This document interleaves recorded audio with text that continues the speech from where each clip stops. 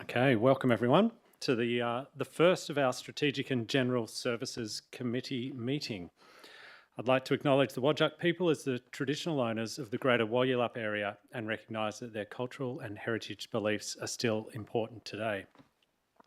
For those in the gallery, please note that this meeting is being recorded and streamed live online. And while all care is taken to maintain privacy, visitors in the public gallery and members of the public submitting a question may be captured in the recording. So yeah, our second meeting for tonight. So a little bit strange. We had a bit of a practice run beforehand. So just to check in terms of attendances, all committee members, which are on my left-hand side, are here today. And for those watching on, we do have some other elected members who are joining us today, but aren't part of the committee. We have no apologies and no leaves of absence from the committee. Are there any applications for leave of absence? Any disclosures of interest by members?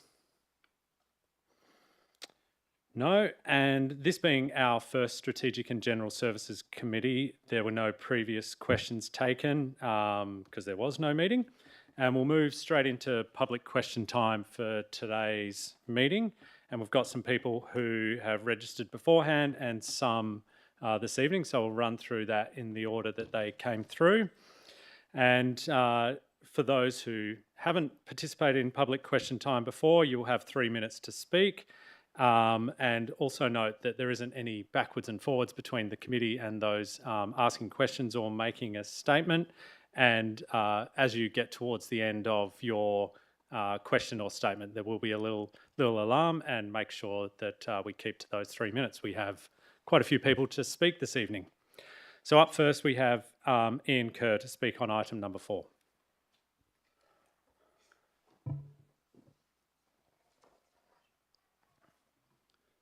Thank you, Chair. I want to speak on the Fremantle Oval redevelopment business case item, which is on the agenda tonight. In late 2024, 2/3 of those commenting on the draft master plan had substantial reservations or objections to all or parts of the plan, including suitability of the Oval for housing and intrusion into the heritage precinct.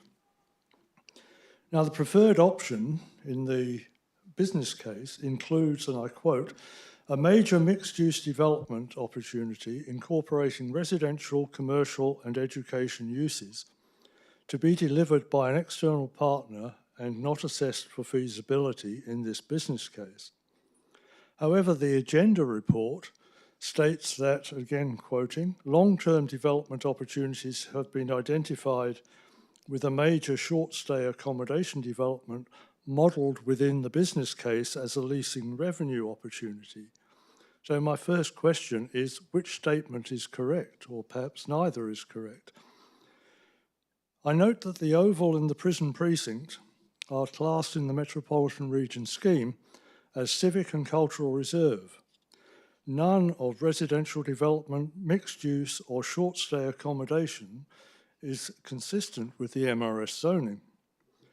So the likely need to amend the MRS should be a major risk factor, yet I could find no mention of this in the business case report. My second question, therefore, is how have risk factors been identified and addressed in the business case? The business case, in effect, leaves a large area of land in limbo, requiring changes to the MRS, as well as apparently being dependent on the whims of commercial developers. In addition, the land has no street presence and would most likely end up as vacant land. I have other concerns about the business case, but 3 minutes is far too little time to go into them. I'll talk briefly about the belated market research, which was released only yesterday afternoon, and I find that disturbingly context-free. Only 21% of respondents had even heard a little about the proposal, which casts doubt on the value of any opinions expressed by participants. The sample itself was drawn from a business organisation called Pure Profile, and that is people who register to be paid for participating in surveys. This is hardly a representative sample of the community, and results are therefore of dubious value. Page 13 in the report is headed "Limited Awareness presents an opportunity to shape community understanding of the proposal." To my mind, that's an inappropriate propaganda or social engineering statement rather than an observation. A bigger issue, though, is that this highlights problems with the new committee structure. An issue of this importance, involving potentially hundreds of millions of dollars and central to the future of Fremantle, should be decided by all elected members who represent the community. And the community is, by any standard, a major, yet apparently unacknowledged, stakeholder in the future of Fremantle Oval. So my third question is, why has the Fremantle community not been acknowledged anywhere in the business case as a stakeholder in the business case? I therefore urge members of the committee to refer the business plan to full council for discussion and decision, and if possible, provide realistic opportunity to engage with the Fremantle community. Thank you. Thanks, Ian. I might pass, thank you very much for sharing those questions. I'll pass some of those over to the CEO, who might be able to provide a response to those now. Thank you, Chair. Through the Chair. The residential commercial component of the business case is obviously a supplementary stage to the initial redevelopment proposal and has been proposed to happen sometime into the future. It could be anything by then, to be fair. So it could be student accommodation, it could be residential, it could be purely commercial. That hasn't been decided. There are various options in the business case for that to occur, and as a subsequent conversation. Risk factors have been included in the business case, and the need to change the MRS will occur at the stage where we might need to change the purpose of the oval into the future. In the past, Council has discussed with the state government on whether or not a piece of that land should be carved out and provided into ownership either of the council or another state entity. At the moment, it is a reserve for the purpose of sport and recreation. The market research that you referred to, we only received on Monday evening. So it was put in late as a supplementary just so that Council could see some of the results of that market research. That's probably something we'll need to analyse through the journey and conversation with state government, to be fair. And I guess it's up to the committee as to whether or not they decide to refer this up to Council. Thank you. Next speaker is Dale Fairbairn on item number 5.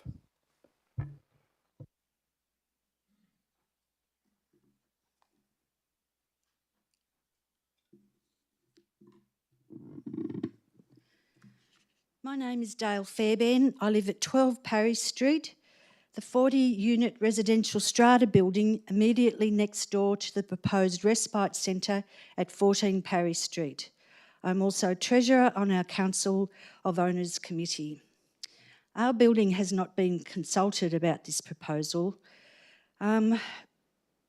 You've selected this as your preferred location without consulting with us, though I can see that you've consulted with a number of other people, including our neighbours at number 10 Parry Street, the two arts organisations. Now, I'm not here to oppose homelessness services in Fremantle. I understand the need for a properly managed response. My concern is that a 7-night-a-week respite centre next door to a 40-unit residential apartment building will have real impacts unless the external areas, security, access, complaints processes are properly planned before the model is approved. For a number of years, I worked near the Matthew Talbot Hospital for Men in Woolloomooloo, Sydney. I saw firsthand how the surrounding streets and lanes became part of its operating environment. There were men waiting in the streets every day to be near to the hostel so they could be close by when it opened and make sure they got a bed. But what that resulted in was noise, arguments, public urination, rubbish, drug and alcohol issues, men lying in the streets, security concerns. Our building got broken into in the car park multiple times. I'm asking the City of Fremantle to show that the adjoining residents and those nearby how these issues will be prevented here in Fremantle. In particular, I ask for formal consultation with 12 Parry Street, a written external management and security plan, and an initial 3-month trial, followed by a formal review with local residences and businesses before any long-term approval is granted. Please do not ask the adjoining residents to simply trust that everything will be fine. I'm a single woman living alone next door, and there's others of us there. Currently, I'm scared for my safety about this proposal. Please show us the operating model, the external area management plan, security plan, etc., before final approval is given.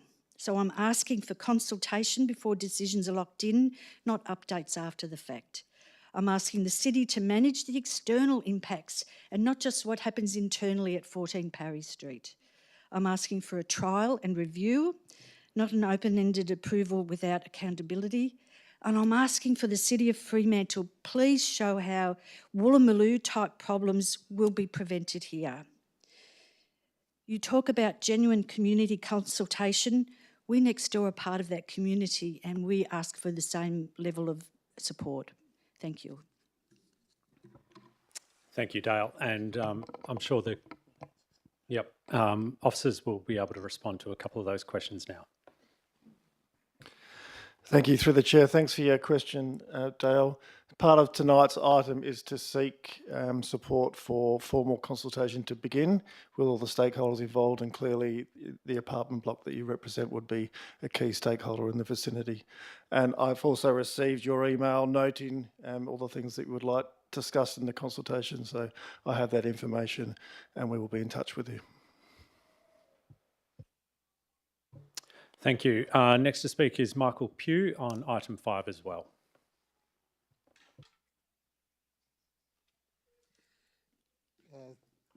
Thank you, councillors. My name's Michael Pugh. I'm the CEO of St Patrick's Community Support Centre, and I thank you for the opportunity to speak tonight. I'd like to go back, if I may, to last week when a woman who had been sleeping rough came into our engagement hub.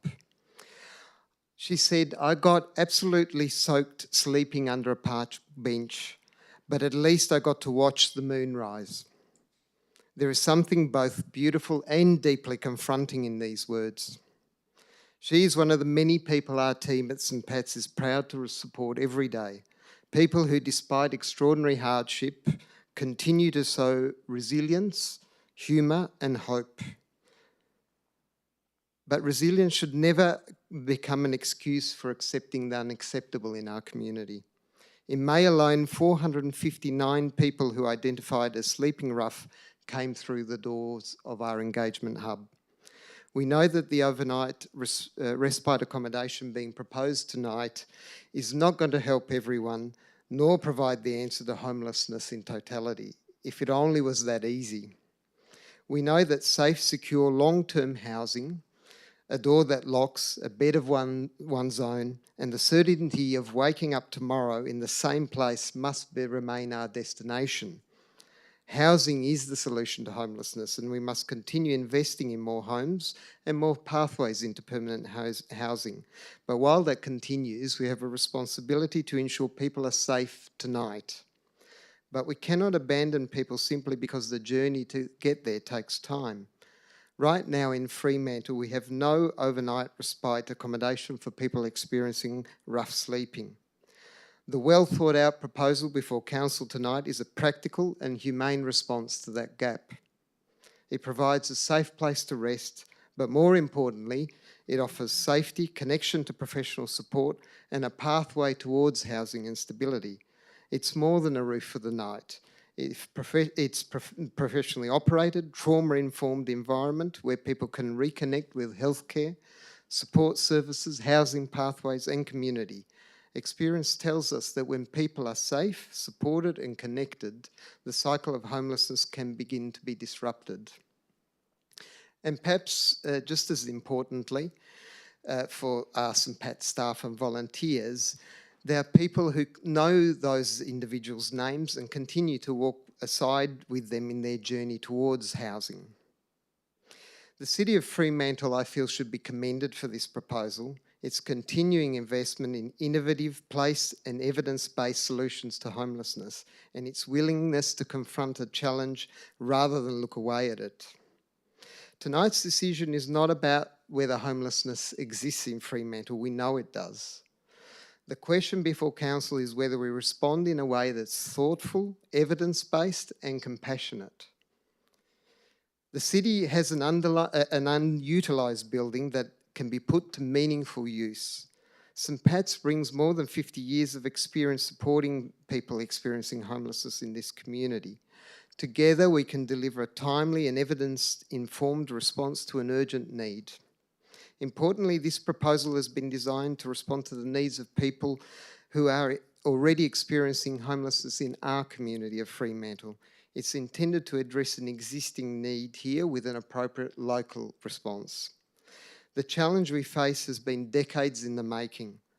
They will require more homes, better connected systems, and sustainable investment from every level of government. And they will require communities willing to act. Every house built matters. Every person supported towards a home matters. And every night that someone is treated with dignity, offered rest and kept connected to support, that matters too. This proposal is one part of a larger journey towards ending homelessness, but for someone with nowhere to go tonight, it may be the place where that journey begins. Thank you, councillors. Thank you, Michael. Next to speak is Murray Slavin on item number 5 as well.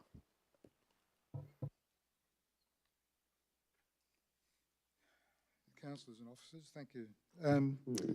I first need to declare an interest. I've worked with St Pat's for many years now. Earlier still, I lived for almost 2 decades in the adjacent terraces that I restored. That long association with St Pat's has given me a close view of the poverty, disadvantage and homelessness to which St Pat's has been responding for longer than many of us can remember.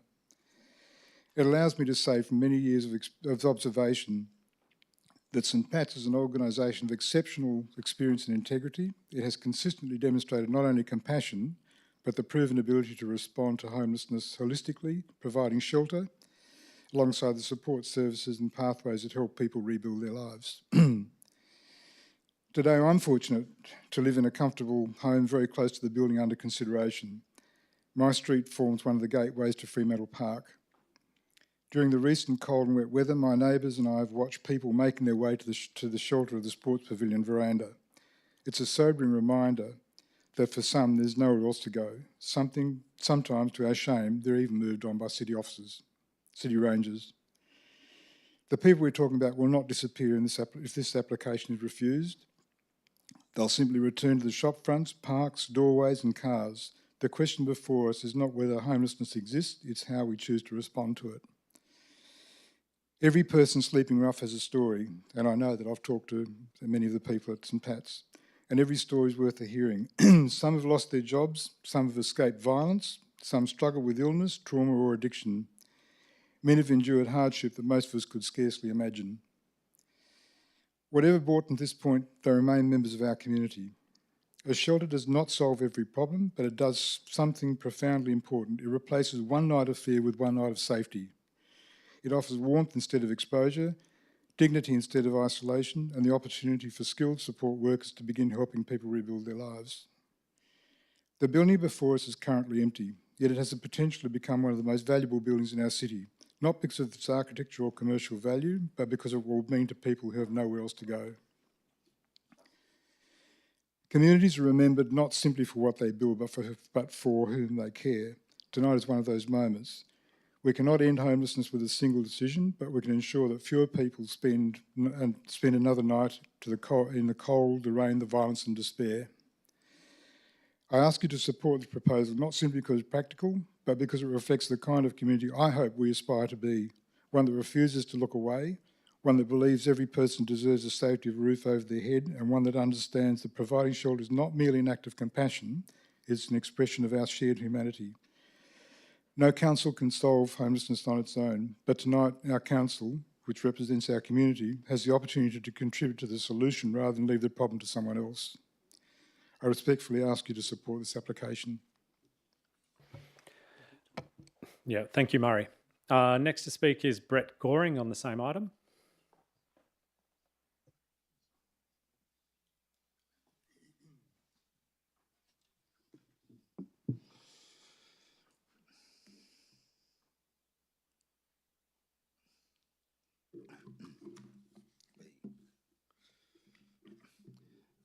Hi everyone, I'm Brett Goring and I'm an Aboriginal peer support worker with Ginny Bitty Kaleep. It's a mob-led support service at St Pat's. I'd like to acknowledge that we are on Whadjuk Noongar Budja, and I pay my respect to the elders past, present and all elders across Australia as we celebrate 50 years of being deadly, so NAIDOC week. I'd also like to acknowledge Aboriginal and Torres Strait people here tonight and obviously on video link. I'm not here to represent St Pat's tonight. I'm here for something much more basic. It's the human right to have somewhere safe to sleep and the right to have somewhere to call home. I've experienced homelessness and rough sleeping right here in Fremantle. I know what it's like to have nowhere to go at night, to be exhausted, but to having to sleep with one eye open, carrying everything you own with you to feel like you don't matter. Because when you don't have a place of your own, after a while you can start to feel unworthy. For our mob, homelessness can mean something different. You can be home on your own country and still be houseless. You can be surrounded by your community and your culture, but still have nowhere to stop and rest on country. That's why the proposal being put forward tonight for an overnight service matters. It gives someone a good night's sleep, but it's about much more than a bed. It's about being welcomed by good people who know your name, being connected with professional support, having someone walk alongside you and help you find a pathway forward. It tells people that you're valued. You are someone. Things can turn around.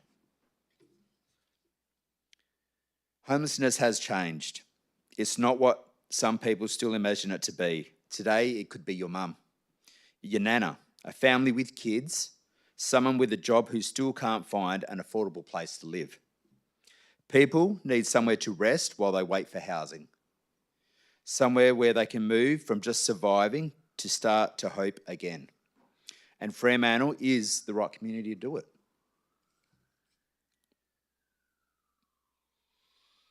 What I love about Fremantle is that it's a real community. It's diverse in all its cultures, its arts, its music, and its people. And I wouldn't want to live anywhere else. When I was sleeping rough here, people would stop and talk to me. They would acknowledge me. They would buy me a feed. I wasn't invisible, and that has stayed with me. I went from living on the street to accommodation through St Pat's, and today I'm using my lived experience to help me in my work supporting other people that are struggling. I don't do this work because it's easy. I could be doing something else that doesn't tear my heart to pieces. I do it because I remember what it felt like when someone helped me.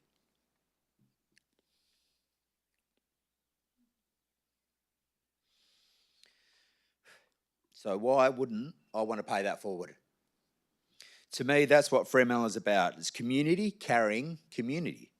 A professionally run overnight respite service is one way we can do it.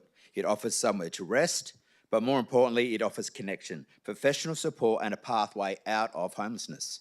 And it offers something else that can be hard to find when you're sleeping rough, and that's hope. Hope that things can change. Hope that you still matter. And people who will know your name and keep walking alongside you on the journey home. I hope that sharing my lived experience tonight opens your hearts and your minds. Thank you. Thank you, Brett, and appreciate you taking the time to share that experience. Next up is Rosemary Perry on item 5 as well.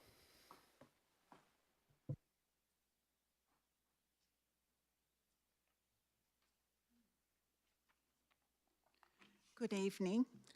I have worked for more than 10 years in Fremantle and have volunteered for more than 4 years with St Pat's, with my roots going back to the early 1900s when my grandparents lived and carried on a business in Fremantle. I care about this community and the people who call it home. During the last 12 years, I have often seen people sleeping rough, both during the day and night. What impact does this have on these people's health and well-being, to say nothing of the impact on our public spaces and services. I am one of about 200 volunteers with St Pat's and have seen the compassion of my fellow volunteers and the passion of the regular staff members when assisting people who are homeless. The struggle these people go through when they tell us of and how they survive show that they have great resilience, but they still require help which cannot be brought about by one organisation, but by the cooperation of many. The proposed respite centre will be a meaningful, small step in the provision of a secure and well thought out environment for the homeless, with the end goal being securing long-term housing and the retention of it. I am pleased that the City of Fremantle is being proactive about the issue of homelessness. By partnering with St Pat's, who have the expertise and experience in this field to provide the necessary infrastructure, I encourage councillors to support the proposal as it is based on humanitarian and responsible investment in both the well-being of people experiencing homelessness and the wider Fremantle community. Thank you. Thanks, Rosemary. Next up, and if I get this incorrect, please accept my apologies, Jeff Wolford, and I'm not exactly sure which item that you're speaking to, Jeff. The same one? Thank you. Yeah, hi. To the Chair, councillors, directors, staff, thanks for the opportunity to chat. There's a theme developing in what we're hearing here, and that theme is, to me, that it takes a village to look after one child as they come in. And I look at the homeless people as being, in a way, the children of our community, and we, as people, need to embrace that and take it on board. I see St Patrick's as an organisation that can do that. My involvement with St Patrick's is that I'm a volunteer. I've worked at St Patrick's in a placement capacity, probably one of the oldest placement students that they've had, but it gave me an experience to see these people and to understand not the problem that we perceive, but the person behind that and where they've come from. I think it's super important that we recognise that, we embrace it and we take it on board. As a volunteer, I've been out on outreach. I've worked in the different services that St Pat's offer, and I've walked alongside and sat alongside the people that are their clients. And their clients are people that are not just those that may appear to be destitute and with no hope, but people that through different circumstances in life have ended up on the streets and need help. So there's a varying degree of that. The proposal from the council to work with St Pat's to have a respite place will only build a small step into offering something that could change a person's life and give them the opportunity to see a different direction and light at the end of the tunnel. My absolute experience from being involved with St Pat's as a volunteer is that they're an organisation that delivers, doesn't overpromise, but works to get there, and they need this council, Fremantle, to support this idea wholeheartedly and work together to make it of benefit to the people that live and occupy Fremantle in a different way to you and I that'll go home to a warm bed tonight. So thank you. Thank you, Jeff. The next speaker is Pat Morris, and Pat, if you could let us know which item you wanted to speak to as well. Item 5 as well, thank you.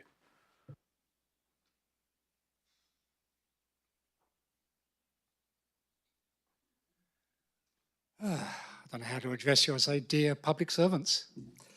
I've been across the road from St Pat's for about 4 years now.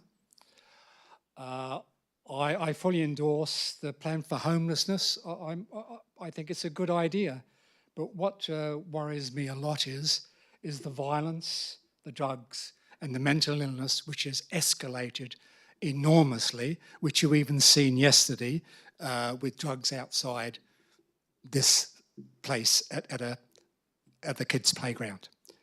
So on the side of it, I say I agree, but we've got the Coles stores as well, which is endemic with drug dealers, which you've done F all about. And also I'll say is we had Councillor Sullivan before he got elected. He talked about, Mr. Sullivan talked about kindness versus law and order. I haven't seen much from you, Mr. Sullivan. And so all in these areas, I am very frightened if St. Pat's takes over, because I've seen what it's like by living across the street from them. And it hasn't been good. Even with, what I'm more ashamed of is while they're not in attendance, they do nothing. The place has been just left there for drugs and everything else. And it's got better, it's improved. I must say the last year and a half with Simone going down there with a riot van and everything to change the situation in the Coles stores has improved the situation, but it's still ongoing. And I would say and also I'd like to say that there's lots of charities in Fremantle, lots of them. Why is it St. Pat's? Why can't it be mixed with all the rest together and get something maybe better? Why is a dump site used to dump people into now? Because that's what it is now, a dump site for the council, for their bins. Can't we do anything better? We've got behind Bethany's, which good old Simone has put millions of dollars in to change it from over 55s to a place for seniors, and which is a good idea. But overall this around, after 4 years and actually getting post-traumatic stress from living here, and I've been told by many people, move somewhere else. Well, I'm in the same boat. If I didn't come here, I would have been sleeping on my van, and I have been doing that before, and I'd be on the streets like all the others as well. So it's the violent side and everything else. I do not think up till now St. Pat's has done enough about it. And I would say, I got there at the end, I talked to a paramedic, and he said to me, suicidal empathy. And I think that sums with the police go round. I reported to you not only last Friday about at St. Pat's, a woman self-harming. No one does anything until she actually will either die, and because she will not take the support. So what do? There must be some better things we can do, because it's made me thoroughly ashamed to live here in Fremantle. I'll leave this with you. That's just, I got bits and pieces. I nearly had a panic attack trying to even write this, because the 4 years has been atrocious. And I'm not going to name names, but I think I've said it in many letters to the council. I think all addressed to Ben. I hope you've read them. Have you? Pat, thank you very much for taking the time to speak to us So tonight. that's all. Thank Did you. you get my gift? Thank you. So Yep, you can have this as well. officers can collect that from you. Thank you.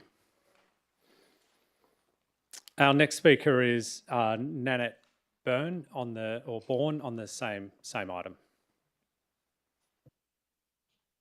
It's more really a comment. Hello, everybody. I live next door, and I share some of the sentiments of the person who just spoke. So I'm a female that has lived in that building for the last 4 years, and the safety in the area has definitely declined over that period of time. Going about my business and walking into the city where I work, I've had things thrown at me, I have been abused, I have been followed, and none of this is through anything that I've done myself to encourage that. It's just been that part of town has a lot of antisocial problems.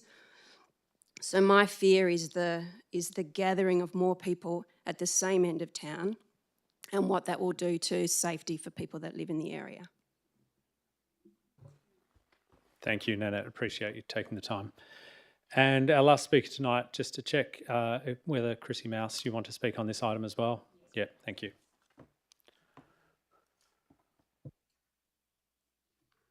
Thank you. For those that don't know me or I haven't had the pleasure of knowing before, I'm Chrissy Mouse. I'm a resident of Fremantle, and just like you, Dale, I share both the concerns, and I know that I'll be working very closely should this go through with the council, given I live so closely by as well, to make sure that those things are mitigated. So thank you for bringing them up tonight. And thank you to Brett, who gave us our lived experience tonight. On behalf of the Fremantle Chamber of Commerce, I'd like to express our support for the inclusion of the Respite Centre within the city's draft budget. That, of course, is provided that the centre is backed by appropriate long-term funding, experienced service providers like St Pat's, strong collaboration by the city and the state government, and the community sector. These elements will be essential if the centre is to deliver meaningful and lasting outcomes for both vulnerable people and the broader Fremantle community. This supportive position from the Fremantle Chamber of Commerce hasn't been informed in isolation. We have worked very closely, the Chamber, with the City of Fremantle for almost since my tenure, which I'm coming up on my 5th year next year. And every single time we all get together around a round table or we have a meeting with stakeholders or with our businesses, this issue comes up.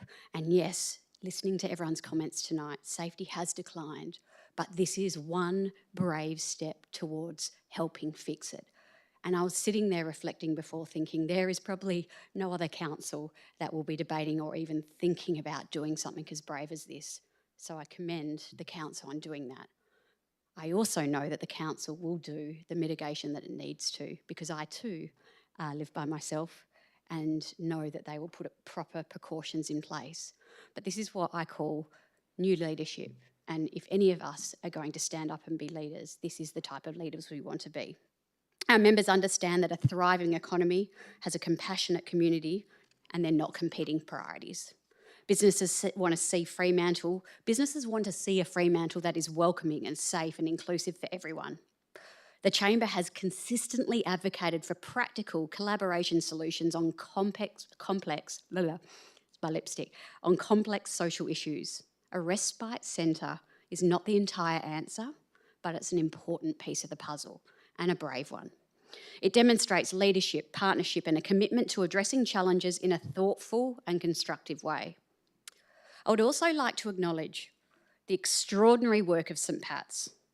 Having seen their work firsthand, I know their greatest successes are ones our community never sees. Every day, they quietly help people get housed, support families through crisis, and prevent many people from ever reaching the point of sleeping outside and sleeping rough. It's the ones that we don't see that I thank St Pat's for. We commend the City for listening and for considering initiatives that support both social wellbeing and the long-term economic prosperity of Fremantle. The Chamber of Commerce looks forward to continuing to work alongside every single one of you who I talk to about once every day, and making sure that Fremantle is future-proofed in the most empathetic way possible, and this is the way to go forward. Thank you. Thanks, Chrissy. Just before we move on to the other agenda items, just to check there's no one else in the gallery who would yep. If you please come forward and state your name and the item that you would like to speak to as well. Thank you. So Kim Fowler and... Sorry, yeah, just wait. Kim Fowler, and also living next door. Since we weren't notified, most of us are really unprepared compared to everybody else that obviously knew about it. But I'd just like to say, none of us disagree. We all want to see, we all love Fremantle, we all want to see it work, we all want to see people in homes.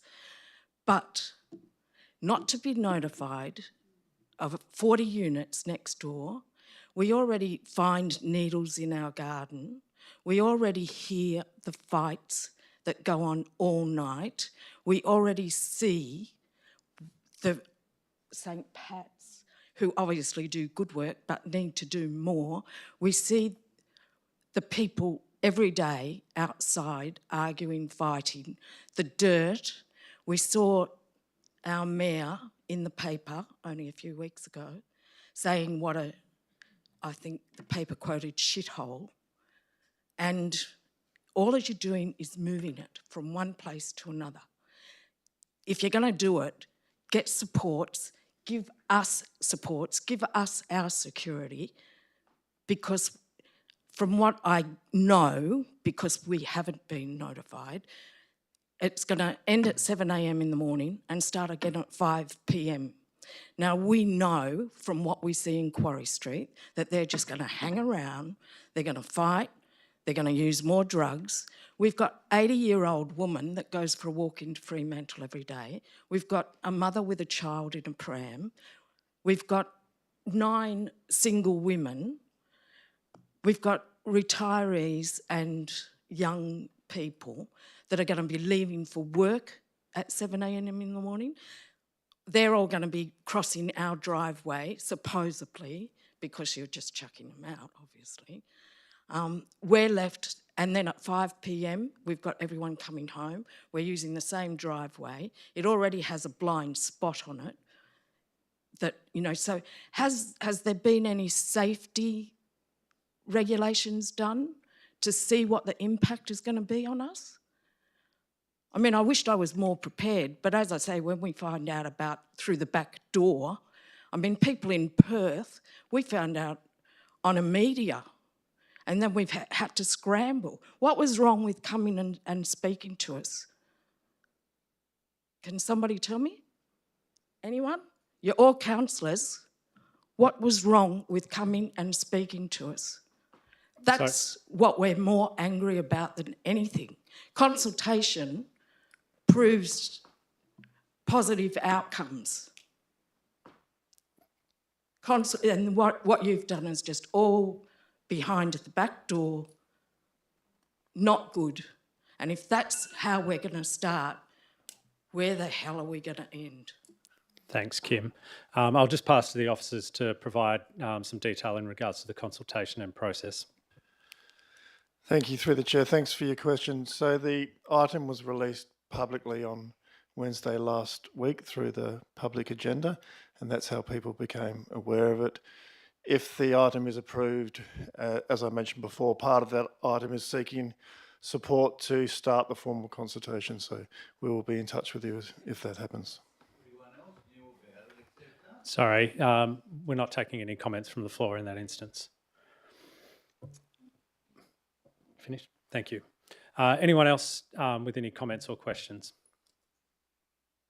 Okay, thank you. And just to note as well, this is whilst this decision in regards to this item is with committee tonight, it is also, it's actually a decision of council. So we'll talk about it this evening, and then we'll also take it to the next council meeting, pending the outcome of the decision this evening.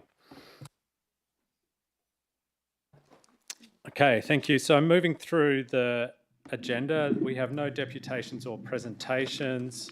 We've got no minutes to confirm. Checking whether there's any committee member communication. There is none. We'll move into reports and recommendations, and considering that most people who have spoken tonight are interested in item 5, we'll bring that to the top of the agenda. So as I mentioned before, that's ultimately a council decision, and the committee tonight will discuss and make its recommendation to council for consideration later. So if I can ask for a committee member to move the officer's recommendation. Thank you, through the Mayor, and someone to second that. Thank you, Councillor Slaughter. Mayor Ben, would you like to open? Sure, thank you. And thanks to everyone who spoke tonight, and also for all the volunteers who put in a lot of time and effort helping people that, honestly, people need it the most. There were a lot of good comments this evening, and appreciate the comments about security and things like that, but this item is about starting that consultation. So I don't want you to feel like that's it's a done deal, because we're bringing this to council, and then we've got a lot of work to do. So, but this will be a much needed short-term crisis accommodation that provides accommodation for people who are sleeping rough in Freo, and people sleeping rough right now in our community. This style of accommodation, it'll give people a safe respite from the challenges of sleeping on the streets, and also a safe place to store their stuff during the day. So that way they can get around and actually get a break from all the stress that we've heard from people that have the lived experience, and also from people that we see every day with carts of stuff. It will be a free overnight accommodation. And if it goes through and the funding is secured, it'll be 28 beds and access to a range of support services, and yes, 7 nights a week. But people could only stay there for a set amount of time. And the building itself actually lends itself to a use like this. When I first walked through it, I was like, wow, because we can accommodate single men, separate from women, and even families. So if there ever was a building that I was going to look at and say, oh, gosh, we could help all different kinds of people, not just men, not just women, not just families, it is this building with very, very little upgrade to it. And the building's layout and proximity to existing support services makes it well suited for this purpose, in my view. But I would just say that homelessness is consistently identified by the community as one of the top issues for people living, working, or visiting Fremantle. And in our health and well-being plan that we haven't got to yet, but we will be getting there, the number one issue identified in that plan was high levels of homelessness. The number two issue, lack of affordable housing. And then number three was lack of shade in the community. So of the top 3 issues, they're all kind of work together a little bit. And this opportunity before us is a genuine opportunity for the city to make a meaningful and practical contribution to addressing the visible homelessness and rough sleeping in Fremantle. And I just want to reiterate, there will be community engagement on this proposal, because homelessness is a whole of community issue. And we know that the people in Freo, we are compassionate. I mean, even the folks that were here that aren't necessarily super excited about it at this moment are compassionate, I can tell. And we hope that as our community, people will be pleased that we're taking a small step potentially to help some people, because it's not going to, this proposal is not going to solve homelessness as was pointed out to us, but it will take a small step. But, from my point of view, even though it's not going to solve the problem, that doesn't mean we shouldn't do what we can to help who we can. And if that's 28 people a night for 10 days to 2 weeks, that can make a huge difference. I've personally seen in the past, 5 months, I don't know if folks remember people that were sleeping at Hungry Jack's. There was quite a few folks there. I met a young bloke who just got sober. This was during the campaign, actually. And he got a job working FIFO. And I looked at him and I said, what made the difference? Well, someone actually brought him into their house and he had a place to sleep. And when he got up in the morning, he knew that he was going to be safe. He could have a meal, and he pulled his life together. There's an older bloke who was pretty well known around town. He still is, looking pretty rough. He looks like he's 70 or so, but he's probably 60 or so. And I didn't see him for about 10 days. And then all of a sudden I saw him. And I went up to him and I was like, how you going? He looked like just rejuvenated. Just his whole health and demeanor was just 10 times better than I'd ever seen him before. And he said that he had just got out of a medical respite center and he was moving into a room.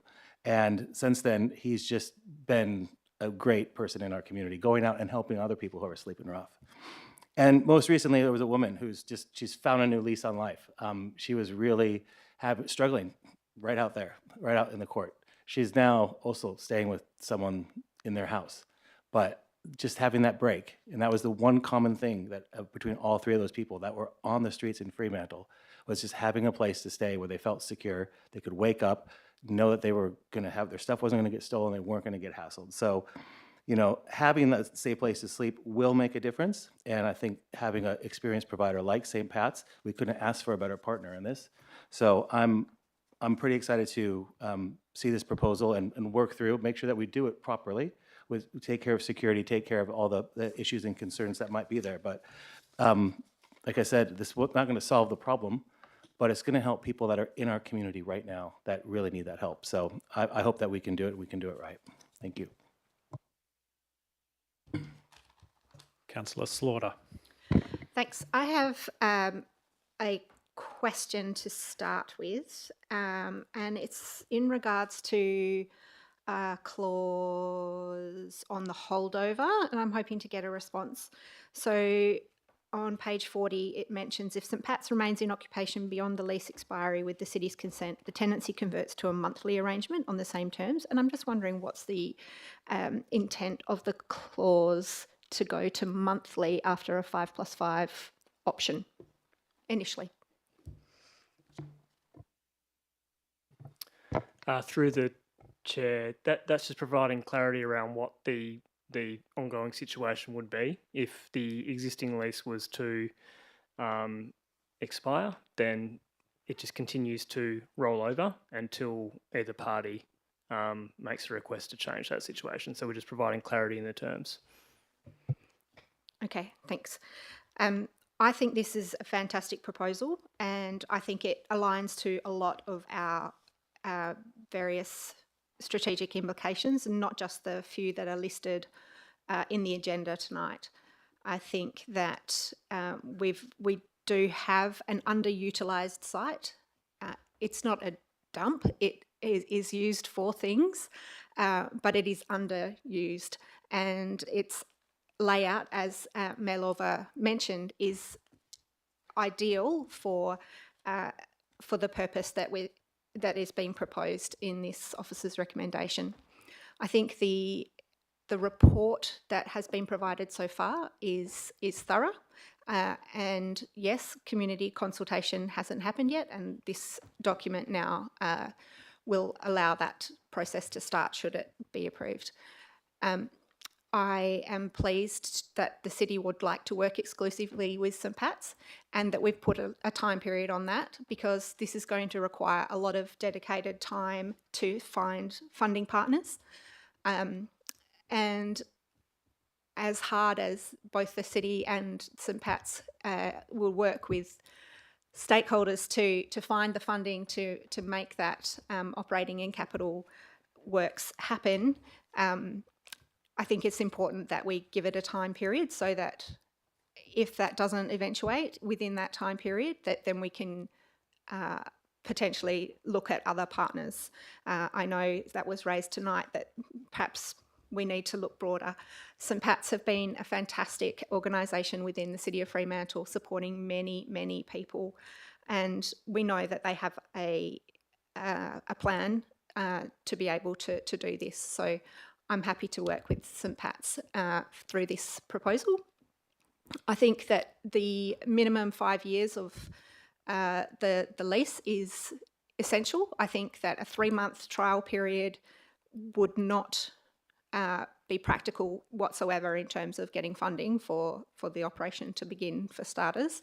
And so a 5-year term, as proposed, is appropriate. It gives enough time to measure outcomes. It gives enough time to iron out any concerns. Hopefully, the thoroughness of the management plan and supports that can be brought into the project will mean that there's not that much to iron out, if you like. But reality is that every project has bumps, and so we do need to consult, as this officer's recommendation says. That can now begin to happen.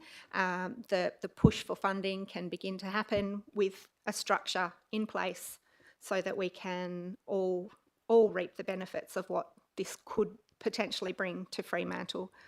So the site itself and the opportunities that the building provide, I think, will definitely strengthen the city's capacity for outreach and for coordination of services. I think it is in the right spot, and I think that the... Please don't interrupt. Thank you. I think that the community will need support in understanding how it can be of benefit to everyone. So while sorry, I've been thrown off there from that interruption. As we go forward, I just think that the city has an open ear to all concerns, and I'm looking forward to this beginning. Thanks. Thanks, Councillor Slaughter. Yeah. Thanks, Councillor Kamada. Yeah, look, thank you to everyone who came in and spoke tonight, and passionately on both sides of the argument. This is a real challenge, obviously. The whole situation we have at the moment, it's not just a challenge for people in Fremantle, it's a It's a much wider issue, both for the state, nationally, and to be honest, globally. And it's something that needs to be taken very seriously. The concerns of the residents need to be taken very seriously. But I don't think we can do nothing. I think that we're fortunate to have this opportunity to partner with St Pat's. I think it's just one step, but an important step that should be part of a much bigger picture and includes short and long-term solutions. I think we all know there are many different elements to the homeless situation and antisocial behaviour, and they need to be dealt with in different ways. And this is just one element that we're dealing with. And I really feel for the people that live alongside the site. It is a challenging situation, and I would be asking the same questions that you guys are asking, without a doubt. But the building that we're talking about, it is a building that I think is suited for what we're proposing. The security aspect is imperative though and needs to be addressed. And what you have to remember too is, just flicking through my notes, you're talking about the opportunity to house families, and there could be a family that it finds itself in an unfortunate circumstance, and it might be the difference between that family transitioning to a safe situation and being able to move on with their lives, or going the other way, and then you've got more problems. So I will be supporting this, but with great reservations about how we look after the people in that block. So, thank you. Councillor Graham. Thanks, Mr. Chair. Look, I'll just cut straight to the chase on some of these things. The community consultation, I noticed in the report on page 42, it says no community engagement has commenced on this proposal. Now, I know, and we're in committee, but we had this briefing many months ago now. Can somebody just ask me the answer? How come we didn't do the community consultation with the residents and neighbours at the time it was presented to us? Just to rejig my memory, which is dead. Through the chair. So we haven't started any formal consultation yet because we've been developing a plan for the use of the site, working with St Pat's, seeing if a model will be possible. As you stated, we took it to councillors for an informal meeting, and until we get formal approval to go ahead with the advocacy to seek the funding operation monies and approval in general to proceed with the plan, there was no point going out to formal consultation if we don't have something to consult on. Oh, well, that answers that. No, that's okay. But in the recommendation, Mr. Chair, point 2, where it does say community engagement, given what we've heard tonight from some of the residents of the Match building, and I'm sure there's other residents who haven't had a chance to digest this either as well. And as you know, I'm a member of the bowling club, and I've had a number of phone calls from the president and photos about what's been left in their quarters and what's been happening there. I was wondering if we could make the community engagement a bit stronger in this recommendation. I don't have any words, but I just think it's sort of hidden in point 2, where it says including undertaking community engagement and pursuing operating and capital funding.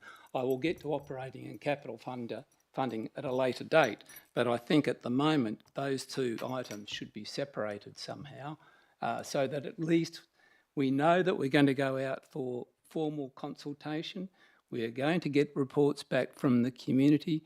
We'll be able to assess those reports. What those reports will show will the anxiety and problems that they either have real issues with, or perhaps just make-believe issues, not saying make-believe, but overthought.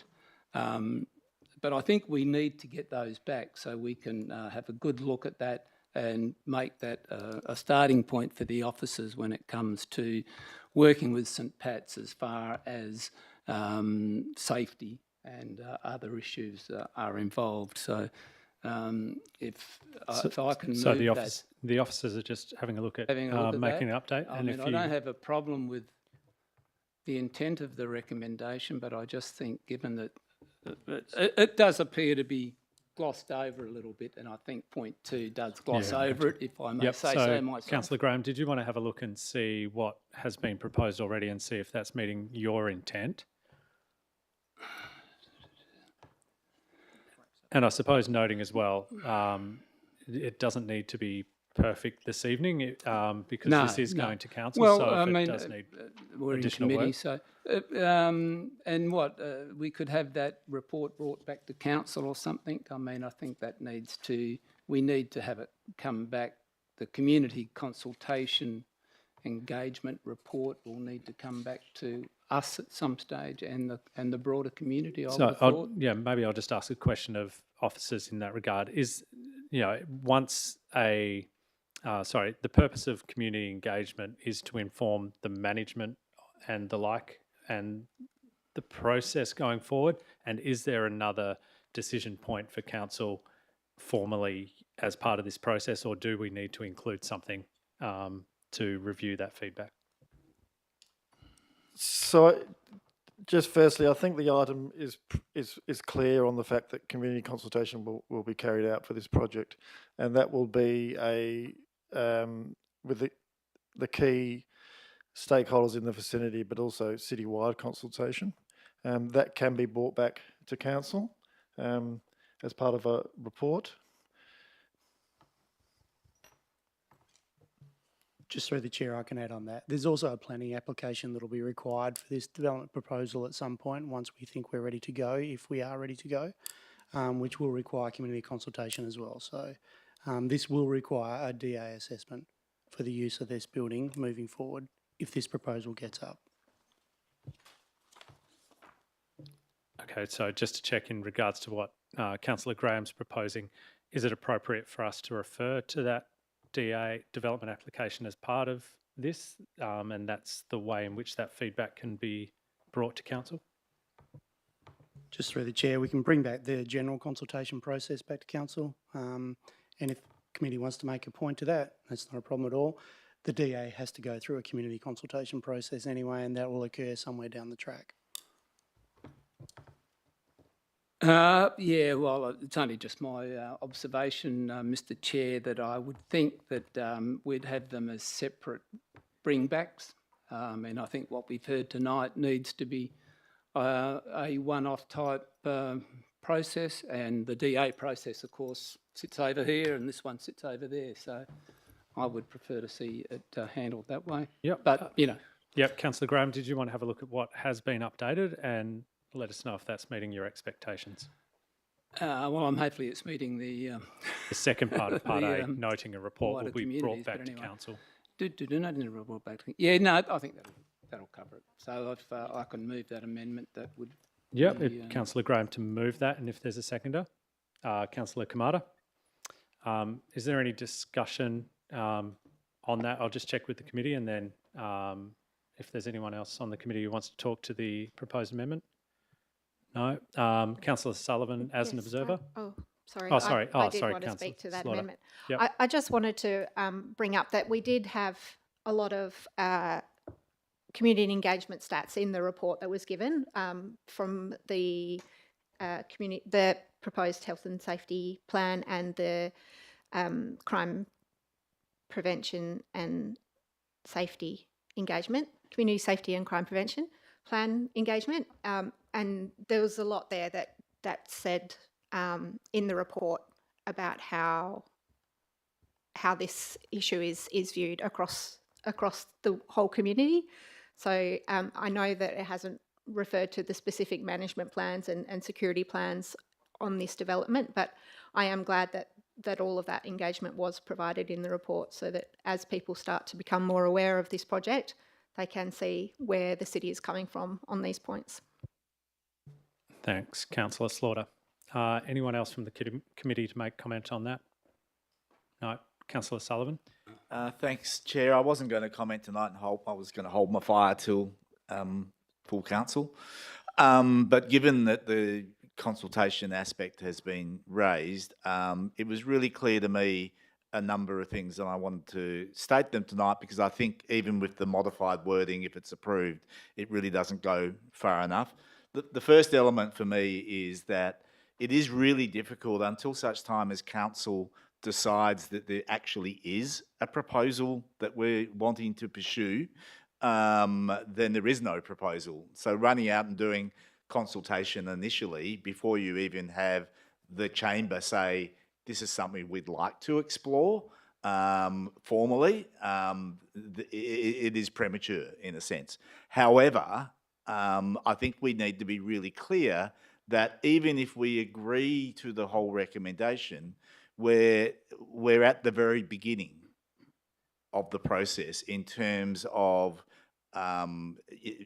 trying to understand the detail on how it all works and how it's packaged together with the external aspects taken into consideration. So the consultation is, there is consultation with the community which is happening right now, which is in a broad sense, should we be doing this? There will be consultation at the end of this process, which will be also in a broad sense with the community as to should we be doing this and what is our ultimate financial commitment and what are the final details. And that will be a broad consultation that will be one that is run through council.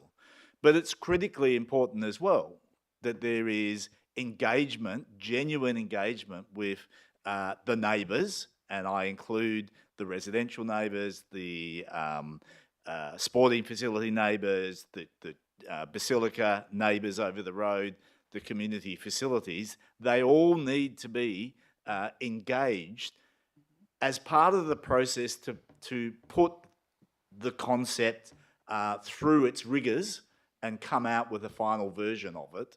And if it can't be successfully done, report that back to the council at the time when we get to sign off or otherwise on the overall concept.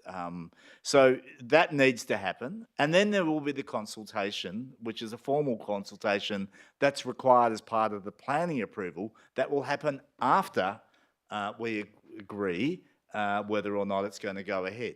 So we don't want to do over-consultation, but I think we do want to do targeted consultation that informs the process of putting the concept through its rigours and seeing whether it can actually pass all of the parameters that we feel need to be, ticked off, which includes the protections for the neighbours. I think the recommendation is going to need to articulate those elements quite clearly to ensure that we regain at least some confidence from the community that we're on the right track and we have the right types of engagements and consultations in place going forward. Thanks, Councillor Sullivan. Councillor Clark. Thank you.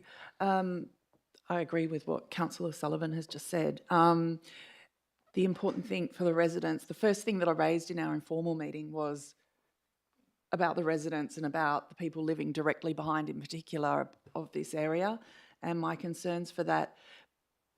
You also need to understand this model is not like the current St. Pat's that's on Queen Victoria Street. This space is about calm, it's about quiet, and it's about rest. It's a referral-based service that's being proposed. We need to go through all the detail. There's security, there's staff, there's all those things.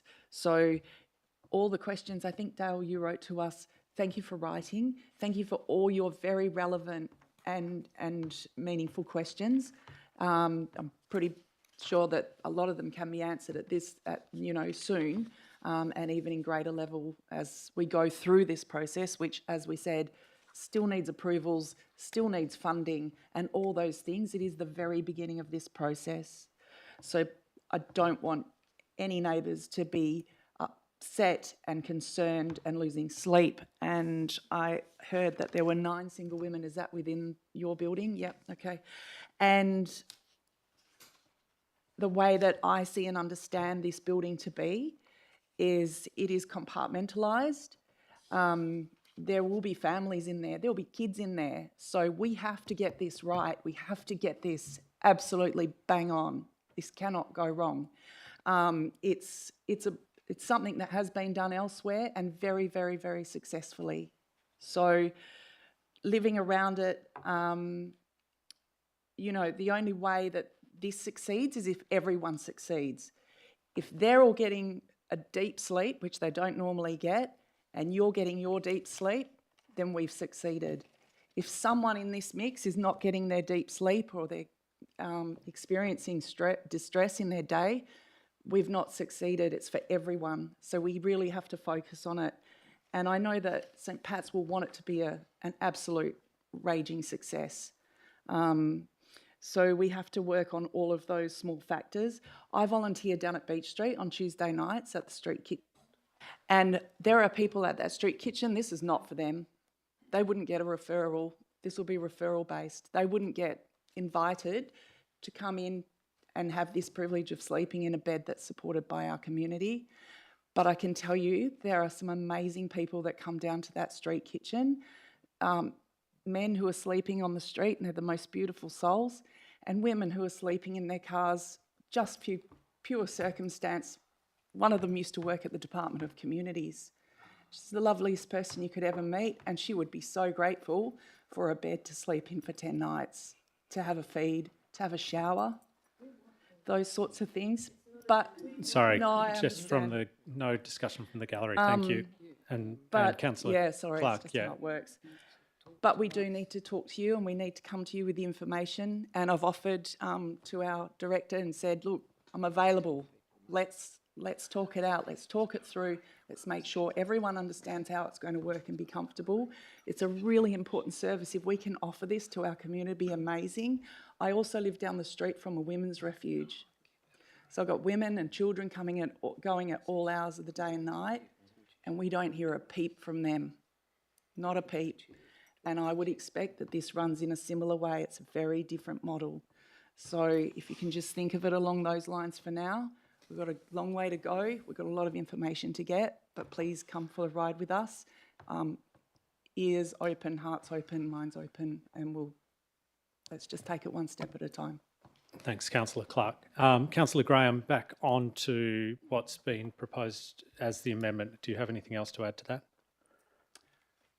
If not, then I've lost with some of these stories going on. Have we voted on the amendment? No, we haven't voted on the amendment. Okay. So But it's that's what I'm been, asking. Have you got moved and anything else? It's It's been moved and seconded. Yeah, and Right. so I'm asking. Just have you one got last anything comment on the amendment, and I take Councillor Slaughter's comments about the wellbeing plan and the crime prevention plan, but I'm sure people who were consulted in that weren't specifically consulted that there was a proposal at Parry Street for this respite centre.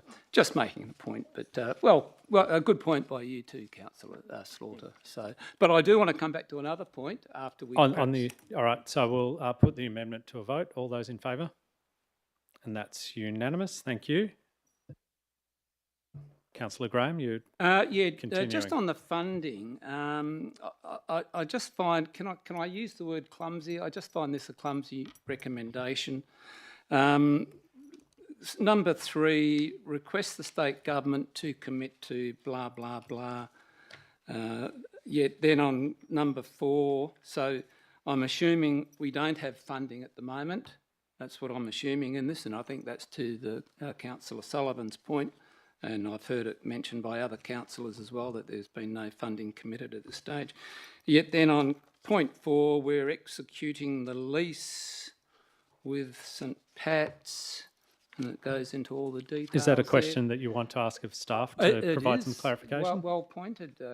Let's do it. Chair, yes. Can we ask the CEO to comment on the funding, where it's at? How come we've got commitments but we haven't got funding, and we've got a lease but we haven't got a lease? Thank you, and through the chair, I think if we want to be serious with the state government conversation, we have to show we're serious in entering an agreement with St Pat's. Point 4 shows that the city is dinkum and is prepared to enter a lease with St Pat's if they're able to obtain the operating funding from state government. This gives the conversation with state government a lot more strength. We're in committee, so I can ask little bit of back and Yeah, forth. yeah, you can do a little bit. So who's going to the, it says here the Chief Executive Officer is going to write to the Minister for Homelessness to that effect. You just mentioned that St Pat's are going to be chasing up the funding. Can we clarify that, please? Through the chair, happy to clarify, we'll be providing support to St Pat's request for funding.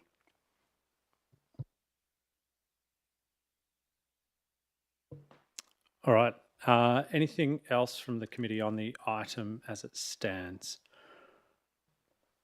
Just very quickly, and then Councillor Mayor Lorver, if you'd like to close shortly. But yeah, very quick from myself. I think our community have been asking us for practical ways in which we contribute to and address the situation for some of the most vulnerable people in our communities. And if this isn't the most practical manner where we're actually putting money where our mouth is and putting infrastructure in place, then I don't know what else we could be doing. So it's a significant contribution that we're making. And as was mentioned from the gallery previously, it is a position of leadership that the city is taking, and we're working with a partner that understands our community and knows our community most probably better than most of us here in this room, and knows it inside out. And I don't think we could find anyone more reputable to partner with to deliver this service than St Pat's. Acknowledging absolutely the concerns of community members, and really look forward to hearing the outcomes of the engagement so that the management model for this facility can be designed appropriately and ensure that everyone gets the best outcome possible. So yeah, I really look forward to this progressing, for us going and knocking on the doors of the state government and asking for the funding to make this work. Mayor Lorver. Yeah, thank you. And just to close real briefly, I think the vast majority of people that we heard from tonight, no one was really against trying to help people that are less fortunate. The main concerns were about behaviors that people do, and some behaviors are just not acceptable. I mean, I think we can all agree on that. If someone's running down the street screaming at people just trying to have a good time at the playground there, I don't care if they have 1,000 homes or if they have no homes. That's not okay. And so I think what we need to do with this is make sure we're managing behaviors really well, and not necessarily caring about if people have a house or not. I mean, obviously they won't have a house if they're staying there. But and right now, I mean, I understand the concerns, but right now things are not really managed at all down at that end of town. People, it's kind of dark, and people can go there and do things in dark corners. And this might actually, potentially, we'll find out over the next year or so, when this progresses, it might actually improve things. Because in the draft model that we have, there's a security person there all night long. So there is a potential that actually having a facility that is well managed and well run and well lit with security could actually make things better. So I don't want people to think that it's all going to be doom and gloom. There is that potential for an outcome there. And we would be the first, if this gets through council, the first local government in Western Australia to use one of its assets for this purpose. So if we're able to do that, we will be leading in the local government sector and showing other communities how they can also do things. I'm sure other cities have buildings that are way underutilized that might work for a similar purpose. And they might want to also take care of the people that are sleeping rough in their community as well. So this is a community-led response to a nationwide issue. And, I'll just get back to the thing that, no one does life alone. I haven't certainly got to where I'm at today by doing everything myself. There's been a lot of people that have helped me along the way, a lot of people that I know, a lot of people that I don't know, or I didn't know at the time. And, if as a community we can help some of these people get a hand up, I think it's worth, for me, it's worth giving it a go. So I look forward to this coming to council and a further debate and maybe clarifying the consultation, as Councillor Sullivan alluded to. But thank you. Thanks, Mayor Lorver. So we'll put the amended recommendation to a vote. All those in favour? And that's unanimous. Thank you. And so this evening, that's a decision of the committee, which then goes to council for deliberation at the next meeting. Thank you. And thanks to everyone who's taken the time to come and speak to that tonight. If you did want to hang around for the rest of the meeting, that's absolutely okay. But if you do want to go, you can. This is your cue. I'll just wait for you to leave before we move on.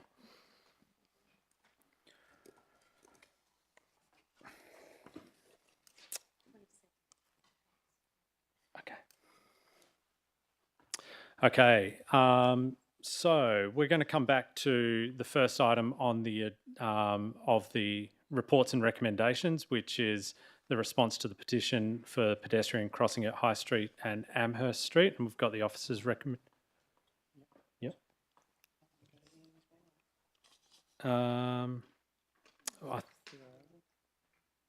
No, we'll go through. Yep.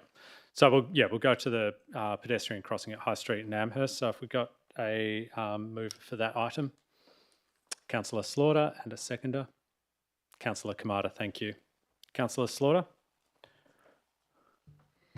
Thanks. I am very pleased to see this come back. I acknowledge it's going to be a tricky solution in a high trafficked area, but I think that knowing that the community are really wanting to have more input into what happens now that the realignment and the big roundabout is all in play and we know what that looks like, I think that's going to be really good. I would like now to move a minor amendment to the recommendation, if possible. Yep, and I think that's been drafted for you, and if we can bring it up, and then we get a seconder for that.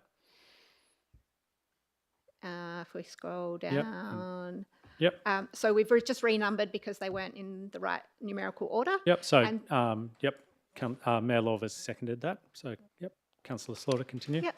And just noting that Amherst Street is in considered a bike route. Just consider any improvement works to align with forthcoming bike plan to make sure that those things are aligned as we look for further at reassessing any pedestrian modifications to also then include cyclists. Thanks, Councillor Slaughter. Councillor Kamada as a seconder, did you want to speak? Oh, sorry, Lawver, on the amendment. Yep. Any other comments on the amendment? We'll put it to a vote then. All those in favour? That's unanimous. And then back to the item now as amended.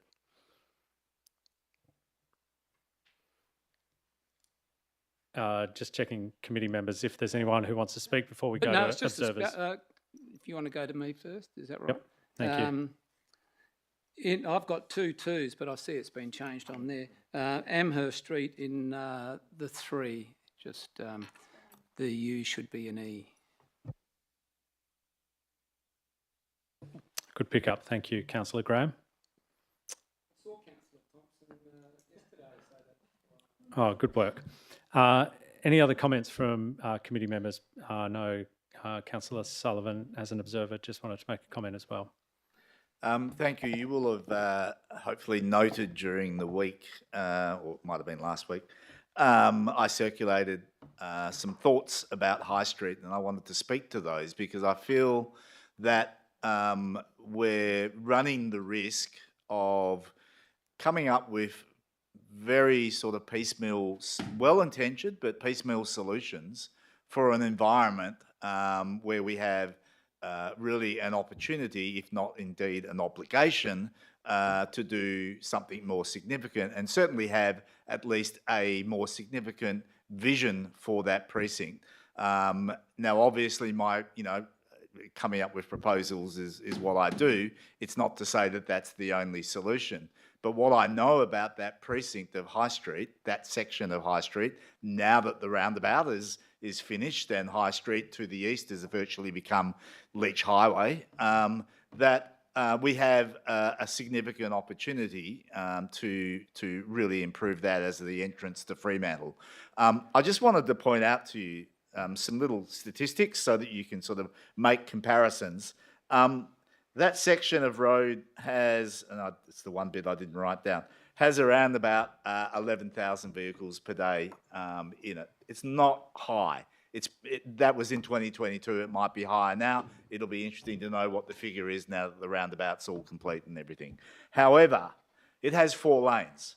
Now, we have Hampton Road that runs through the Hampton Town Centre that's also getting discussed tonight, has more than 18,000 vehicles a day running through that little section with 1 lane in each direction. South Street, west of that area, has around about 11,000 vehicles per day. Again, 1 lane in each direction. Marine Terrace, north of the South Street intersection, so as it's getting close to Fremantle and it picks up all of the flow from South Street, has 13,000 vehicles a day, again, with 1 lane in each direction. And High Street, the continuation of High Street coming into the city as it runs past the school, also has around about 11,000 vehicles a day, as does Elder Place, all with 1 lane in each direction. There is no real need, in my mind, for a 4-lane road in that area. And of course, when it gets up to next to the Monument Hill, it's 1 lane in each direction. Or it will hopefully revert back to that after the bridge closure. So it really seems to me that we've got a scenario where over a period of time, we have done road modifications that have increased the fragmentation of the northern residential area from the southern residential area, and we haven't ever really tried to work out what we should do with this major entrance into our city. Now, that entrance into our city via High Street was, absolutely compromised by the roundabout. So everything up to the roundabout coming in from the east is just awful. And I kind of feel there's the need that everything west of that awfulness now needs to be made significantly better. So rather than spending every time we have sort of an issue, whether it's to try and get the bike route through from one side of Amherst Street across to the other, or pedestrians or whatever, instead of doing piecemeal but still expensive works, that we actually stop and take the time to come forward and think about, is there a significantly better approach that we should be doing? I'm not saying we can fund it tomorrow, but if we don't think about it, we might do a half a dozen piecemeal sections of work without actually ever getting significant improvement.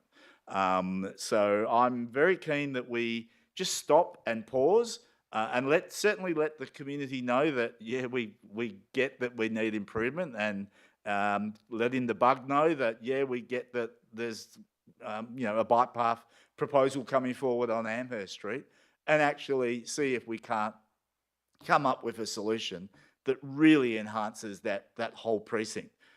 So I did draft an amendment that replaced 2 and 3. I'm not sure I have just circulated it, but at the very least, you don't have to do that tonight, but at the very least, I would hope that you would refer this to council so that we can have the opportunity to modify it in accordance with what I've just said, and give some fairly clear instruction to the city and to the staff that perhaps it's time that we had a really hard think about this precinct and how we can really bring it together, including Knutsford, including Swanbourne precincts, because they're significant parts of our city. Thank you. Thanks, Councillor Sullivan. Mayor Lawver. Yeah, thank you for clarifying, because I was going to ask if that sounded a lot like a referral was probably needed for full council to discuss that. So I'm curious, is it still one person? Do we need 2 people to move it to until the meeting? Okay. Is it procedural? I would like to. Usually do it after the vote. Okay. After the vote? Go through everything. Yeah, okay. Vote on it. Great. There's no decision. Yeah. Okay. This is a committee delegation decision. Yeah, and then we can refer it on. Okay. Yep. Anyone else from the committee want to speak to the item? Okay, and if not, we're going to move to vote on that item. All those in favour? That's unanimous. Can I move a referral? There's a seconder. You can. And seconded by Councillor Slaughter. Great. And that's then referred to council. Thank you. Okay, moving on to item 2, the next petition, the pedestrian safety on Hampton Road north of South Street. If we have a mover for that, please. Thanks, Mayor Lorva. Seconded by Councillor Kamada. Mayor Lorva, did you have anything to add? Councillor Kamada. Oh yeah, I'll just thank Councillor Sullivan for the statistics that he reeled out just a moment ago, because I think it highlights the fact that this area does need attention, and I'm very happy with the report in front of us and happy to support it. Councillor Sullivan, you wanted... Oh, sorry, I'll just check anyone else from the committee before throwing to Councillor Sullivan. Thank you, Councillor Slaughter. Thanks. I'd just like to acknowledge that Friends of Hampton and Ord have indicated that they are very happy to be along this journey with the council and to continue to liaise with the city to develop whatever the improvement proposals may end up being. So I'm very pleased that they are included. Thanks, Councillor Slaughter. Councillor Sullivan.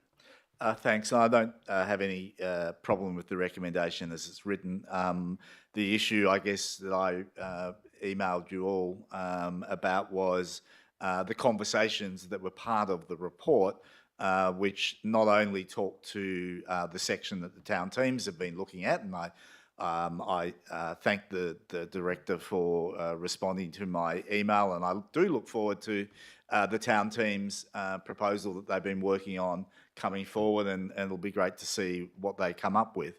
But I am concerned about some of the ideas that we have been told about now for the rest of Hampton Road and Ord Street. There has been, you will have seen, a lot of controversy about the roundabout at Stirling Street, the temporary roundabout, and the potential for that to become permanent.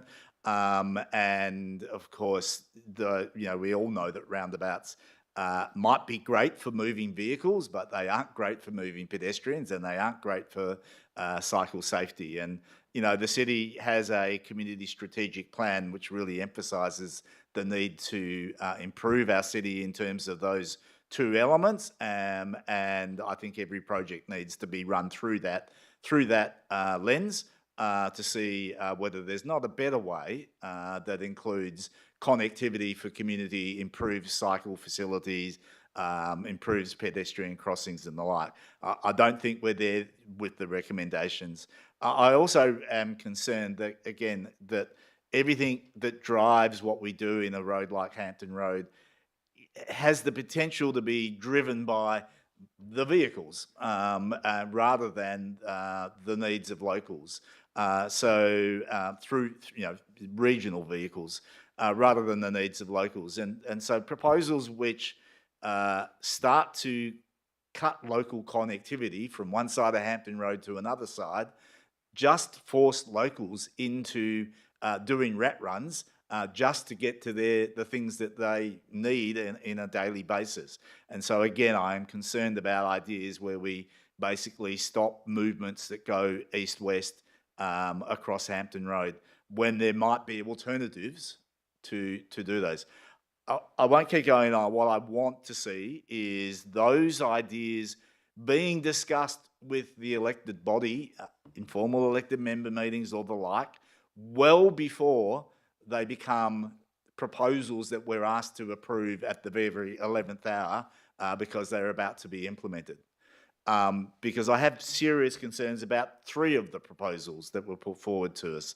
And I also feel, just like High Street, that sooner or later we're going to need to confront the issue of the intersection of South Street and Hampton Road.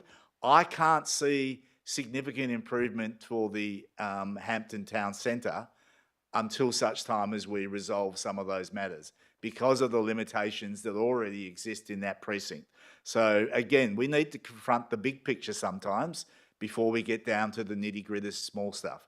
And I would hope that the CEO can bring some of that back through the elected members, informal elected member discussions, and or through some earlier conversations with council through the formal process. Thank you. Thanks, Councillor Sullivan. Back to the committee. Any other comments? Mayor Lorver, did you want to close?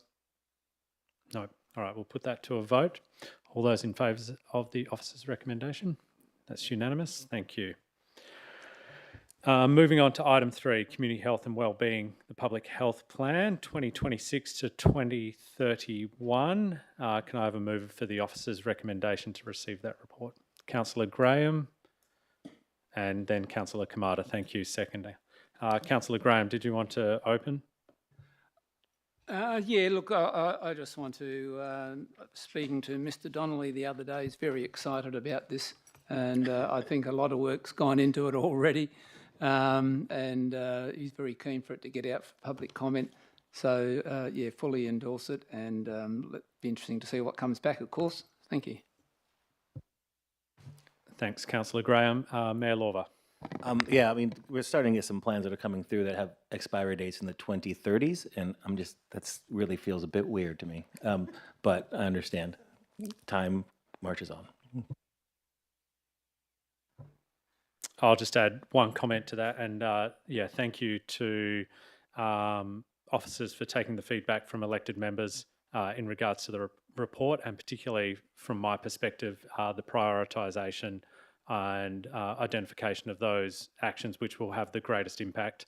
I think that's really important for both ourselves to understand where we should be putting our efforts, but also for our community to understand what we have identified through the consultation with them. So thank you for that. Councillor Slaughter. Thanks. I would just like to add that it might seem to community that we're stepping in, local government is stepping into an area that has not been our remit. And I'd just like to acknowledge that our statutory requirements under the Act now require us to have a presence in this space, and to be able to communicate that through our engagement with the community when we go to advertise this, I think is going to be really important in getting buy-in from the community as to why we're prioritising certain things. And so I think that's an important consideration as we move forward to advertising. Yeah, that's all. Thanks, Councillor Slaughter. Councillor Graham, did you want to close? All right, we'll put that to a vote. All those in favour? And that's unanimous. Thank you. And moving on to item 4, the Fremantle Oval redevelopment business case. Can someone please move or is someone like to move the officer's recommendation? Thanks, Councillor Kamada, and seconded by Councillor Slaughter. Councillor Kamada. I'm happy to just wait before I speak, if there's any questions that anyone wants to ask first. Thank you. Mayor Lorver? Yeah, I just want to thank the public for speaking on this tonight, and I kind of agree that it probably should be referred to the full council as well.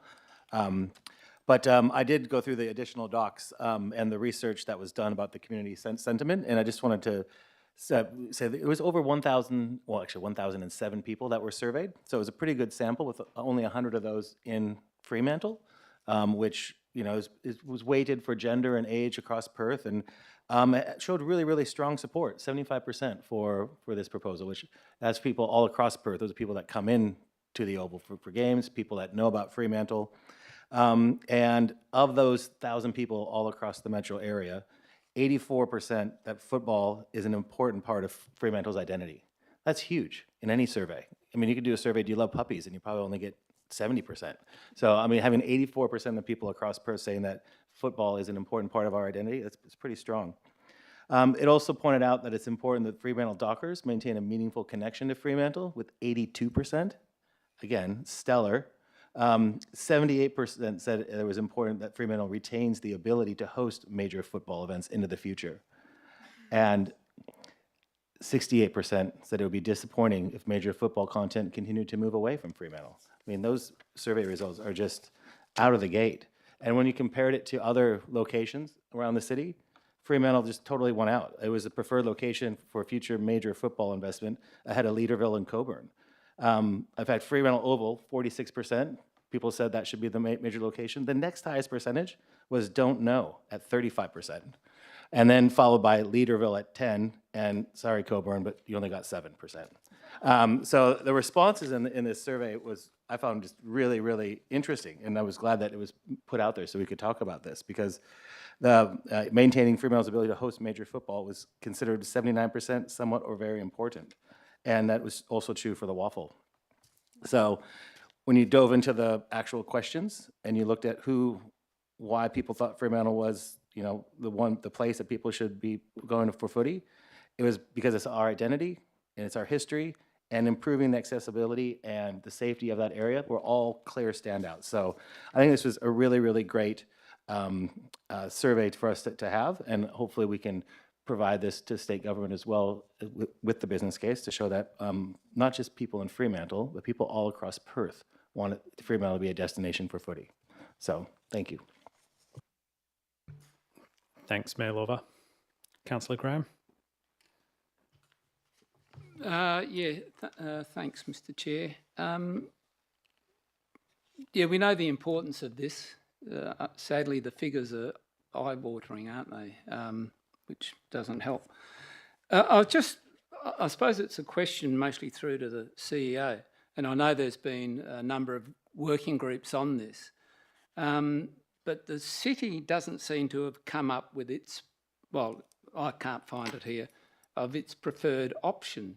The report's come up with option 2, but I don't know whether the city has made a delegation on that at all. There's option 1, which is pretty good, option 2 is pretty good, and perhaps option 3 is not what we really want. So can I just perhaps ask a simple question? How did it, after all this time, how did it come to option 2, I suppose? Through the chair, thank you for the question. This has been going on for a long time, and there's been lots of conversations. Through the business case, the state government require us to look at various different options for a proposal so they can be analysed for their intent, but also the do nothing bit. Yep, so there's actually an option 4 in there which isn't do nothing, which we've said is not so good. The city was a major stakeholder in the conversation, so our preference is for the full precinct option, which is option 2, as an outcome.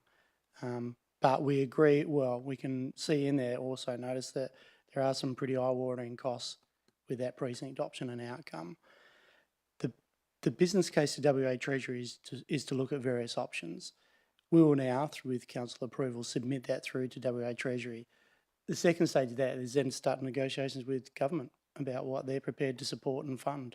And that will be a different conversation to the one we've done to complete the business case, I presume, because it'll be a little bit more political. Can I ask a question? Would a referral, is there a time frame when this business case needs to reach Treasury, and would a referral put that in jeopardy in any way, shape or form?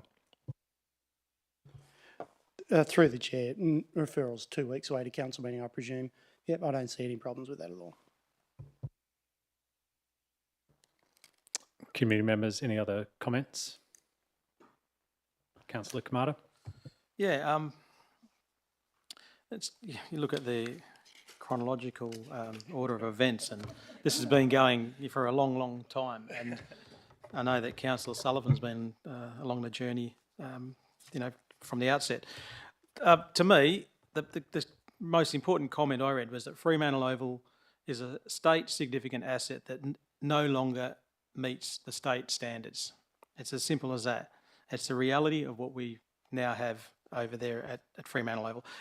Which is sad, because despite its rich legacy and the previous opportunities to develop the Oval have been missed, and significant capital works that is required to ensure its operation into the future remains more urgent than ever. And this business case has narrowed it down, at this point to 3 options. I mean, and really what happens from here is it'll go to the state government, and they'll do with it what they wish to do. I mean, I have my own personal thoughts on different aspects of the options, but that's not really what's most important here. What's important is that this does happen, that it does go through to the state government, and that they see this as the opportunity that we see it as. It's such an exciting opportunity that cannot be missed. And it's not just about South Fremantle Footy Club and footy, and it's not just about Fremantle. It's about the people of Western Australia. You know, it's actually a national significant site. And if we get it right, the possibilities are, you know, immeasurable. It's not just sport, it's music, it's the retail aspects that can come into it, conferences. I mean, Mr. Kerr rightfully spoke about the heritage aspect and the potential development site, and that'll have to be treated really carefully, and it's something that hasn't been decided on, but that could be retail, it could be some sort of accommodation, it could be anything, but it's an opportunity. So whether this is referred to full council or not, I'm really excited about this as being probably our last chance to really get something special done with this oval, and it's something that we'll be so proud of, not just here in Fremantle, but the state of Western Australia. So, yeah, thank you. Thanks, Councillor Kamada. I'll add to that, and I suppose specifically over the last decade, there's been 4 master plans that have been in place for this oval, 4 which have amounted to nothing.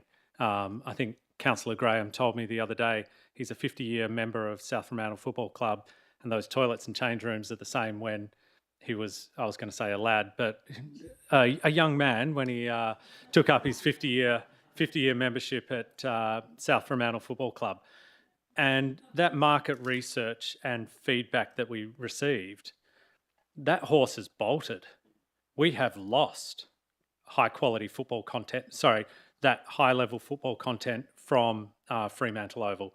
Fremantle Football Club have made a decision to make their home at Cockburn because there has been no development at Fremantle Oval to get that up to scratch and up to the expectations to be able to host that level of sport. They have demands which, you know, self-interested on their part. They've been able to go and develop their home ground to meet those requirements. So good luck to them. And we do have a tenant there at the moment who does have needs which exceed, and they have been very patient in terms of waiting to get their own facilities upgraded. The visitor experience and the spectator experience at Fremantle Oval, you're either standing on bitumen most of the time or on a concrete bank which is uneven and falling apart. The business case which is put in front of us tonight, which is a request from Treasury. It's not something necessarily, so we've gone a fair way in terms of getting support from government departments. They're saying, show us what the work is that's needed to be done here. We received funding circa 18 months ago to get this business case completed. So it's incumbent upon us to, you know, move forward and get that submitted to Treasury as, you know, 2 weeks or not going to council, whether that makes a difference. But I actually, you know, with all due respect for our full council, I think this is something that our committee can handle tonight. Ultimately, I don't see us as a council changing what the business case is going to be. It is going to state government. It will then get picked up, moved around, pieces chosen, conversations had about what is viable, what is not. And as the CEO said, it will then come down to a political process. And that at that point in time, we'll all need to, all those members of the group that contributed to the business case will need to put our shoulder to the wheel to ensure that the business case is understood and that it secures the funding. Because if it doesn't, then I'd hate for us to be looking, 10 years down the track, Councillor Graham picking up his 60-year membership at South Fremantle Football Club. And yeah, we'll be looking at a dilapidated facility that goes nowhere. And in all likelihood, South Fremantle Football Club would be wanting to have a different home as well. So for me, I fully support the officer's recommendation this evening, and my preference is that we move it as a committee tonight.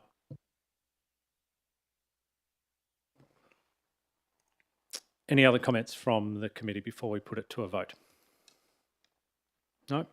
All those in favour of the officer's recommendation? And that's unanimous. I'll just move a referral and see if there's a seconder.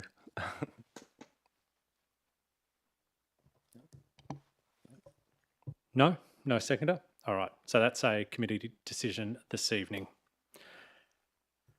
Thank you.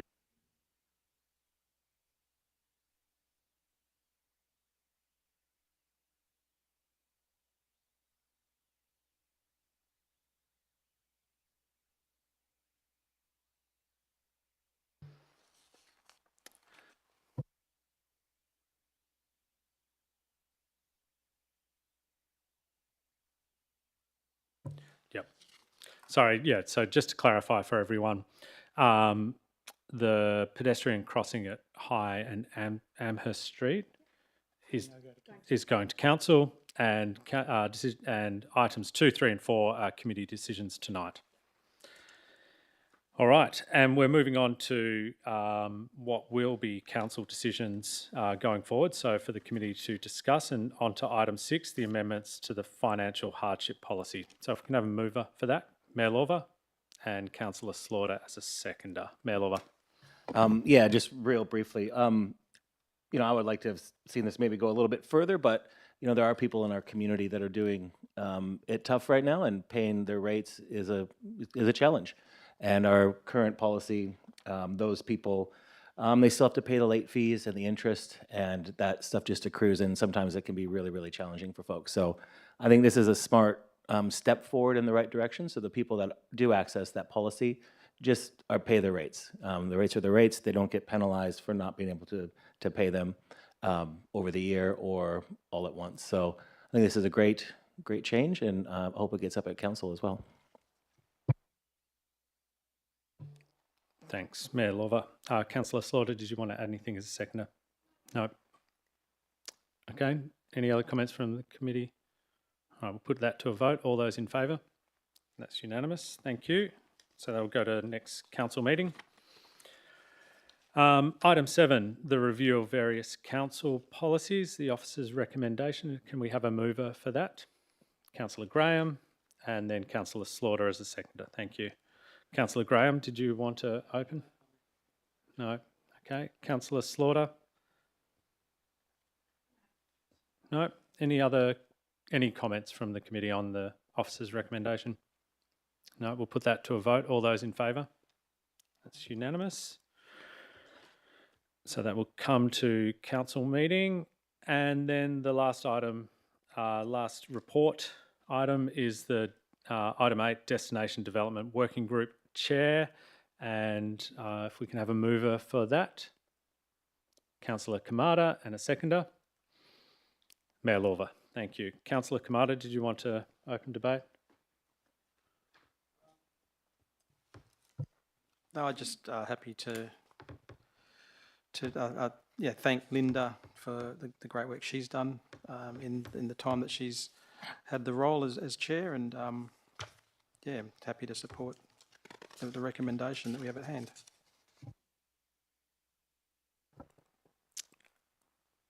I'll just echo those sentiments in regards to the contribution that Linda Wayman has made to the what was the Destination Marketing Working Group previously.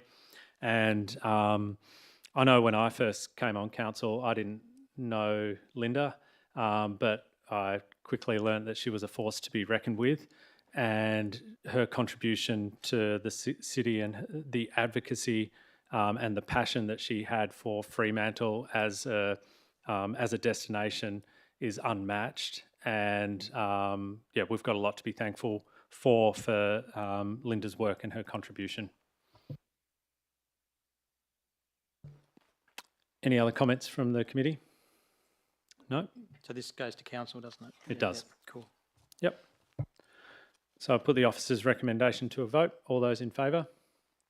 And that's unanimous. Thank you. And as Councillor Kamada said, that goes to council. Okay, so moving on, we've got no motions of which previous notice has been given, no urgent business or late items, no confidential business, and I declare the meeting closed at 8:25 p.m. Thanks, everyone.